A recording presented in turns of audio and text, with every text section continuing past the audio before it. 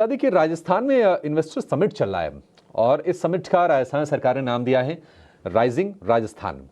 और इस समिट में इंडस्ट्री के धुरंधर पहुंच रहे हैं, तमाम जो बड़े पॉलिटिकल जगत के जो बड़े नाम हैं वो भी उसमें शिरकत कर रहे हैं और मार्केट के ब्रोकिंग कम्युनिटी के भी लोग उसमें पहुंच रहे हैं। आनंद राठी ग्रुप के चेयरमैन आनंद राठी भी वहां पहुंचे और इस दौरान हमारे सहयोगी अनुराग शाह ने उनसे खास बातचीत की, खासतौर से जीडीपी के आंकड़ों पर और बाजार की स्थिति पर। क्या कहना है उनका, आइए सुनते हैं। आपने कहा है कि अभी एफआईआईज भले ही थोड़ा पैसा निकाल रहे हैं लेकिन डीआईज का इतनी मजबूती है कि मार्केट पे असर नहीं हो रहा है, लेकिन क्या कारण है जो आपको लगता है कि अगले 3 से 6 महीने के अंदर एफआईआई भारत में वापस आएंगे, निवेश करेंगे और मार्केट की जो ट्रेजेक्ट्री है वो ऊपर की तरफ रहेगी? देखिए, एफआईआईज का बिहेवियर जो है कई बार डिपेंड करता है कि दे कंपेयर वैल्यूएशन कंपेयर करते हैं एक कंट्री से दूसरी, कि भाई इंडिया का कितना है, साउथ कोरिया का कितना है। तो एमर्जिंग मार्केट्स में अपनी वैल्यूएशन डेफिनेटली बढ़ी क्योंकि अपनी ग्रोथ रेट ज्यादा है। चाइना की बीच में घटी थी, चाइना बहुत नीचे आ गया तो वापस लोग वहां गए।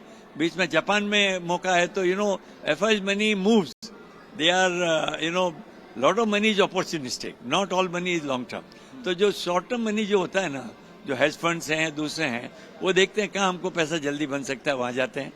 अब इतना पैसा निकल गया, अच्छा प्रॉफिट बुकिंग होती है, देखिए इतना पैसा उन्होंने कमाया एफआईआईज ने।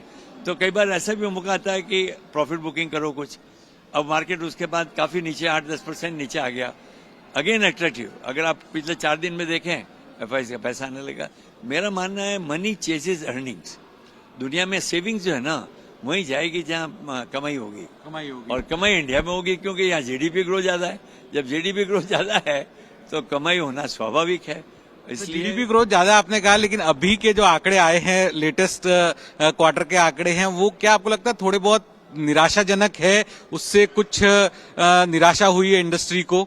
मेरा ज्यादा कहने का तात्पर्य था कि दुनिया में पहले बात तो सबसे ज्यादा है। आज इंडिया की ग्रोथ जो है सारे वर्ल्ड में हाईएस्ट ग्रोथ आ रही है, ये तो निस्संदेह सब मानते हैं। अभी जो पिछले एक क्वार्टर में जो हुआ है उसके 2 कारण थे। एक तो इलेक्शन के कारण कई चीजों में कैपेक्स वगैरह कम हो गया। दूसरा बेस इफेक्ट भी होता है। लास्ट ईयर का बहुत हाई ग्रोथ थी, उस बेस इफेक्ट पे थोड़ी कम होगी।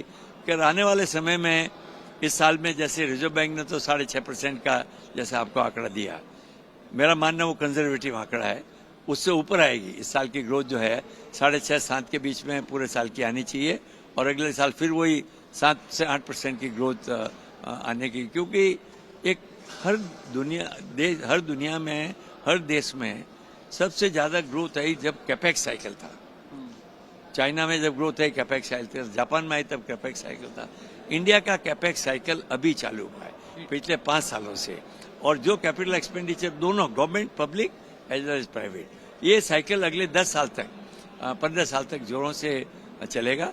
और इसलिए कंट्री की ग्रोथ होगी, इसलिए कॉर्पोरेट्स की ग्रोथ होगी। आप कह रहे हैं कंट्री की ग्रोथ होगी, कॉर्पोरेट की ग्रोथ होगी, जीडीपी के आंकड़े भी है वो 7% से आगे रहेंगे अगले साल में, लेकिन सर जो रिटेल निवेशक है उसे अब क्या स्ट्रेटजी बनानी चाहिए? हालांकि 3 साल में तो उन्होंने अच्छा पैसा कमाया है, लेकिन पिछले 1-2 महीने में रिटेल निवेशक जो है थोड़ा सा निराश हुआ है, तो अब उसे क्या स्ट्रेटजी बनानी चाहिए जिससे वो ज्यादा रिटर्न कमा सके? देखिए, हम लोग वेल्थ मैनेजमेंट करते हैं।